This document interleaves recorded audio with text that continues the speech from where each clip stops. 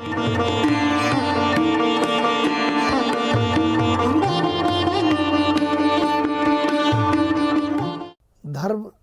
और विज्ञान दोनों शब्दों को यदि अलग अलग रूप में देखा जाए तो ऐसा लगता है धर्म अलग है, विज्ञान अलग है। पर यदि वैज्ञानिक तरीके से धर्म को देखा जाए तो हमें पता चलेगा कि धर्म और विज्ञान दोनों एक ही है। कैसे? हमने बचपन से प्रवचन सुने हैं और अभी भी हम प्रवचन सुनते आ रहे हैं, पर क्या कोई प्रवचनों से सुधर गया है? क्या हम यह झूठी आशा पाले रहेंगे कि प्रवचनों से आदमी सुधर जाएगा? मैं कहता हूँ नहीं। प्रवचनों को सुनकर के कोई भी आदमी नहीं सुधर सकता है, क्योंकि धर्म को जब तक विज्ञान की कसौटी पर नहीं कसा जाएगा, धर्म को जब तक विज्ञान के आधार पर नहीं समझा जाएगा, तब तक प्रवचनों से कोई नहीं सुधरेगा। और जितने भी टीवी चैनलों पर संत महात्माओं के इतने प्रवचन हो रहे हैं, वे सब सुनने में तो बड़े अच्छे लगते हैं, पर उन प्रवचनों को सुनकर सुधरना बहुत मुश्किल है और सुधर नहीं पाते हैं। क्योंकि हमें विज्ञान से देखना होगा कि हमारा जो मनुष्य शरीर है वो क्या है। इस 3.5 हाथ की काया में, साधारणतः 5.5 पौने 6 फीट की काया में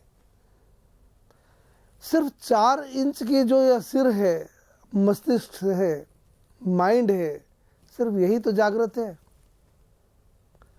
जो कुछ प्रवचन हम सुनते हैं कानों से होकर, आंखों से होकर इस दिमाग में पहुंचते हैं, तो ये प्रवचन किसे प्रभावित करते हैं? इतने से हिस्से को, इतने से हिस्से को, यहां से लेके यहां तक, बस। इसे हम विज्ञान की भाषा में चेतन मस्तिष्क कहते हैं, जागृत मस्तिष्क कहते हैं। और बाकी का यहाँ से लेकर नीचे तक, एड़ी तक, अब पैर के अंगूठे तक क्या है? सोया पड़ा है, सोया पड़ा है। इसे हम विज्ञान की भाषा में अवचेतन कहते हैं। तो प्रवचन का असर कहाँ हुआ? प्रवचन का असर सिर्फ 4 इंच के सिर में तो हुआ। और इस माइंड की भी कैपेसिटी क्या है? यदि 1 घंटा प्रवचन सुना तो उसका 80% तो हाथों हाथ भूल जाएगा और 10% रास्ते में घर जाते वक्त भूल जाएगा। घर जा करके याद रखेगा तो 10% रखेगा। इसीलिए तो क्लासरूम में नोट्स लेते हैं, हमारे विद्यार्थी नोट्स लेते हैं कि भाई भूल जाएंगे तो नोट्स निकाल के देख लेंगे कि हमने क्लास में क्या पढ़ा था। जहाँ प्रवचन होते हैं वहाँ तो कोई नोट्स लेने की भी सुविधा नहीं होती है।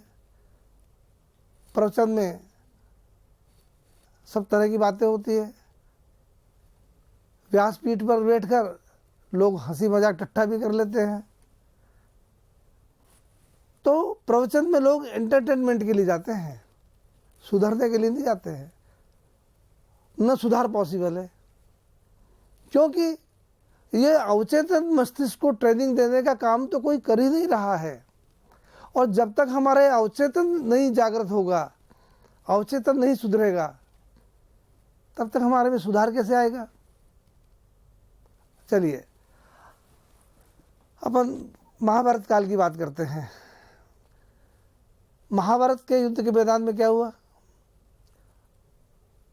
अर्जुन को मोह हो गया, करे सब मेरे रिश्तेदार हैं, मैं क्यों इनकी हत्या करूं, क्यों इनसे युद्ध लड़ूं।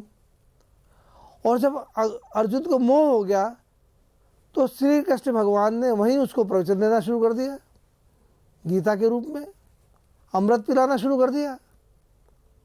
और अर्जुन ने क्या किया? नए नए प्रश्न खड़े कर दिए। गीता के हर अध्याय में अर्जुन ने कुछ न कुछ भगवान से पूछा है, वाद विवाद किया है। भगवान श्री कृष्ण ने बड़ी बुद्धिमानी से, बड़े तर्कों के साथ अर्जुन के हर प्रश्न का उत्तर दिया है। पर जब भगवान देखते हैं कि ये बात बनने वाली नहीं है, ये अर्जुन समझने वाला नहीं है, चाहे मैं कितने ही उपदेश दे दूं, चाहे कितना ही ज्ञान दे दूं, तब उन्होंने क्या किया, उसको ज्ञान देना बंद करके दिव्य नेत्र दिए,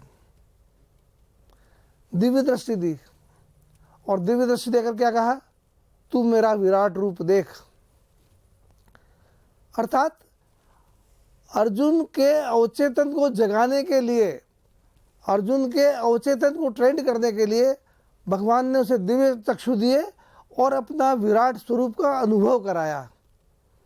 आप गीता पढ़िए, कहीं नहीं लिखा है कि अर्जुन को अपने विराट स्वरूप के बारे में समझाया, साफ साफ लिखा है अपना विराट स्वरूप का अनुभव कराया।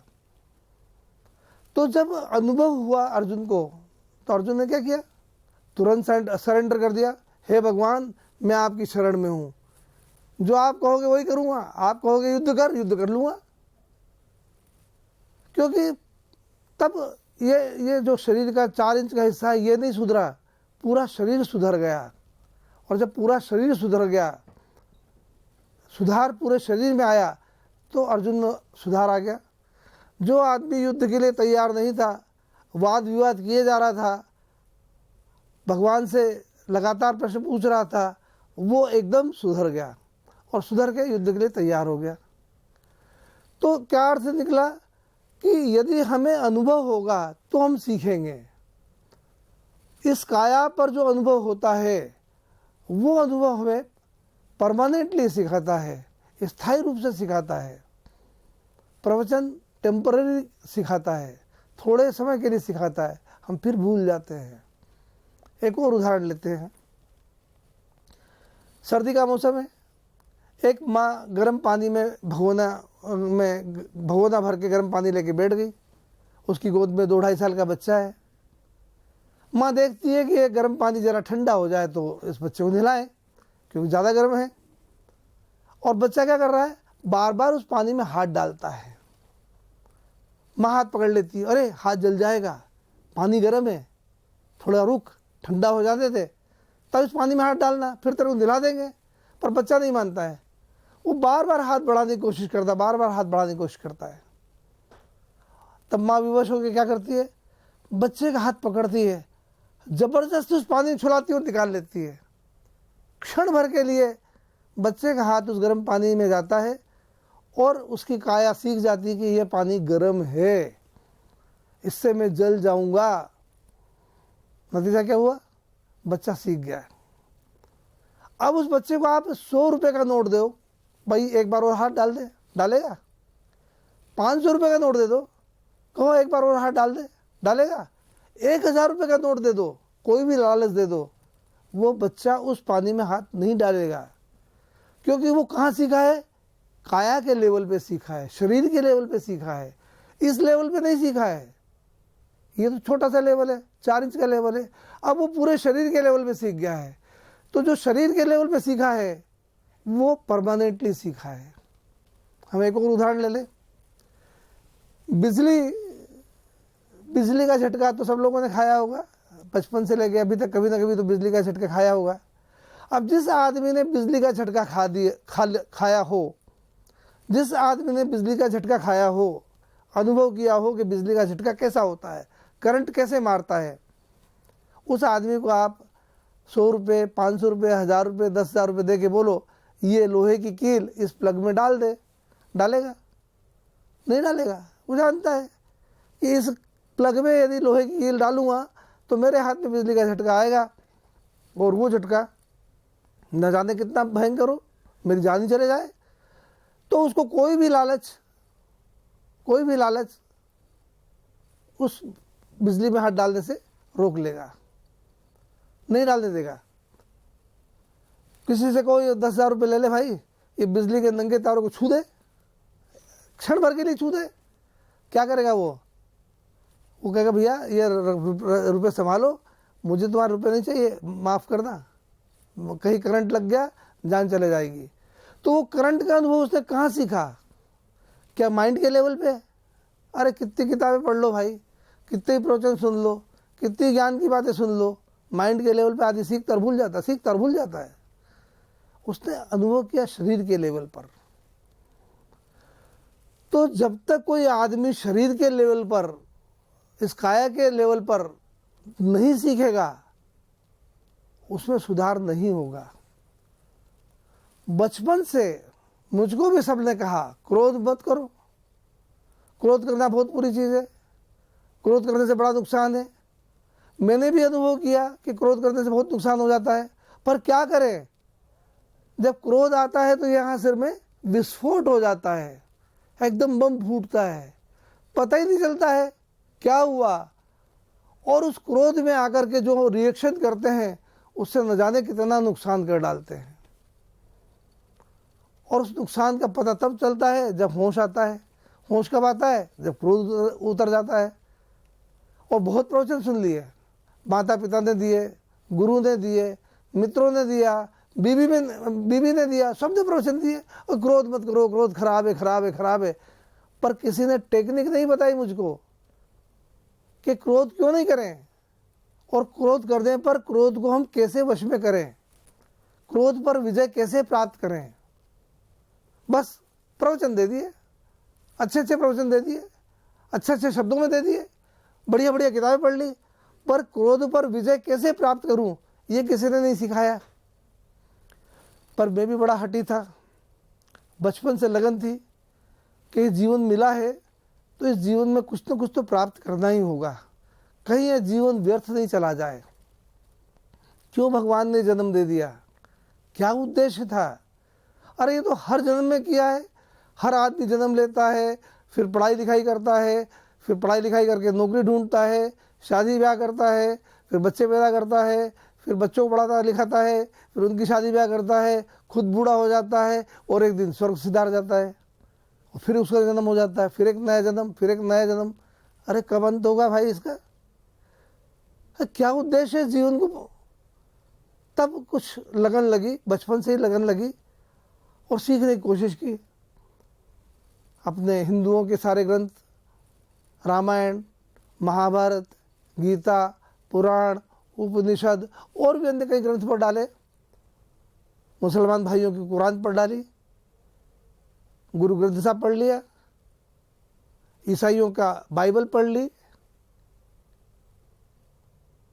और भी न जाने कितने ग्रंथ पढ़ डाले। कई दार्शनिकों की फिलॉसफी पढ़ ली, जैन धर्म पढ़ लिया, बौद्ध धर्म पढ़ लिया। सारा पढ़ने के बाद भगवान की बड़ी कृपा हुई मुझ पर कि मुझे शुद्ध धर्म का रास्ता मिला।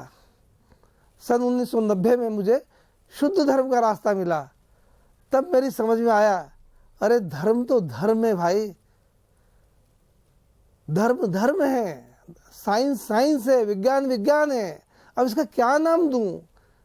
क्या हिंदू होता है, क्या मुसलमान होता है, क्या सिख, ईसाई, बहाई, पारसी, क्या होता है? अरे धर्म धर्म है।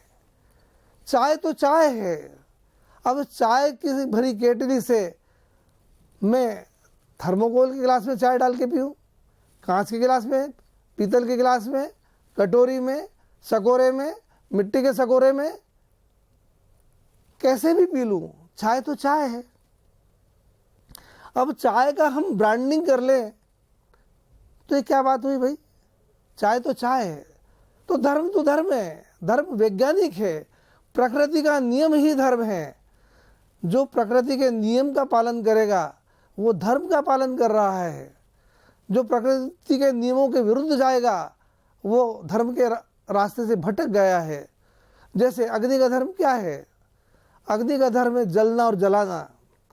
अब अग्नि में जो भी हाथ डालेगा उसका हाथ जलेगा ही जलेगा। चाहे हिंदू हाथ डाले तो जले, मुसलमान अग्नि में हाथ डाले तो जलेगा, सिख, पारसी, ईसाई, कोई भी जाति का हो, कोई भी धर्म का हो, कोई भी देश का हो, जो भी डालेगा अग्नि में हाथ डालने पर हाथ जलेगा ही जलेगा। जल का धर्म क्या है? शीतल होना और शीतल करना। तो जो भी जल में हाथ डालेगा, ठंडे जल में हाथ डालने का परिणाम क्या होगा? हमारा हाथ शीतल हो जाएगा, चाहे वो किसी भी जाति का हो, चाहे वो किसी भी संप्रदाय का हो, चाहे किसी भी धर्म का हो। जल का धर्म है शीतल होना और शीतल करना। तो ये विज्ञान है, अग्नि जल इनका धर्म है। ऐसी हमारा मनुष्य का, मनुष्यता का धर्म है कि हम मनुष्य बने, हम अच्छे मनुष्य बने, हम अच्छे इंसान बने। हिंदू है तो अच्छे हिंदू बने, मुसलमान है तो अच्छे मुसलमान बने, सिख है तो अच्छे सिख बने, ईसाई है तो अच्छे ईसाई बने। हमारे धर्म ग्रंथों में जो भी अच्छाइयाँ लिखी है वो अच्छाइयाँ धारण करें, उन अच्छाइयों को हमारे स्वभाव में लाएं। ये धर्म है।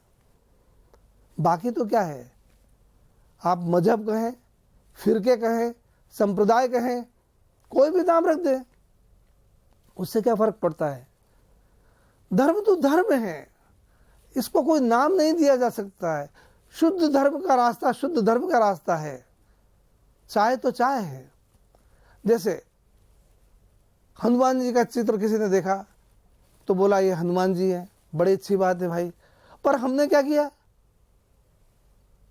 ये फलानी जगह के हनुमान जी, ये खेड़े के हनुमान जी, ये सालासर के हनुमान जी, ये चांदपोल के हनुमान जी, ये वहाँ के हनुमान जी, ये वीर हनुमान जी, और हनुमान जी के कितने ही प्रकार बना दिए। अरे भाई हनुमान जी तो एक ही है यार, अब तुम कितने सारे प्रकार बना के कहो ये हनुमान जी तो ज़्यादा पावरफुल है, ये हनुमान जी इतने पावरफुल नहीं है। अरे हनुमान जी तो हनुमान जी यार, कहाँ उलझ गए। पर नहीं, घर छोड़ के 10 किलोमीटर दूर जाएंगे, ये दक्षिण मुखी हनुमान जी है, ये ज़्यादा पावरफुल है। अरे भाई हनुमान जी तो हनुमान जी यार। ऐसे ही गणेश जी, अलग अलग नाम दे दिए। गणेश जी तो गणेश जी है भाई, उनके अलग अलग नाम, अलग अलग रूप। ये 8 तरह के गणेश जी, ये 12 तरह के शिव जी। अरे क्या है भाई, कहाँ उलझ गए। शिव जी तो शिव जी है। तो धर्म धर्म है, इसका हम कहाँ भेदभाव करते जा रहे हैं। धर्म को धर्म के रूप में समझा जाए। साइंस साइंस है। तो क्रोध करेंगे, क्रोध क्या है, अग्नि है। तो जो भी कोई आदमी क्रोध करेगा जलेगा। अगर मैं क्रोध करूंगा तो मैं जलने लग जाऊंगा, कोई और आदमी क्रोध करेगा तो वो जलने लग जाएगा। तो क्रोध को जीतना है, क्रोध पर विजय प्राप्त करना है। तो क्रोध को हम कैसे अनुभव करें। दुर्भाग्य से हम सब क्रोध करते हैं, पर किसी ने इस क्रोध को देखना नहीं सीखा। हम सब क्रोध करते हैं, पर किसी ने इस क्रोध को भोगना नहीं छोड़ा। हम सब भोग रहे हैं, क्रोध को भोग रहे हैं, देख नहीं पा रहे हैं। जैसे यदि सड़क पर हम जा रहे हों और सड़क पर कोई सांड हमें दिख जाए तो हम क्या करेंगे, रास्ता छोड़ देंगे, किनारे हो जाएंगे। और अभी सांड आ रहा है, कहीं मार न देवे, तो आप रास्ता छोड़ देंगे। परंतु यहाँ क्रोध को देखना नहीं सीखा तो हम क्रोध से टकरा जाएंगे और क्रोध को भोगने लगेंगे। आप सबका मंगल हो, आप सब सुखी हो, यही मैं भगवान से प्रार्थना करना चाहूँगा। और इन्हीं सद्भावनाओं के साथ आज मैं अपनी चर्चा को यहीं विराम देता हूँ। नमस्कार।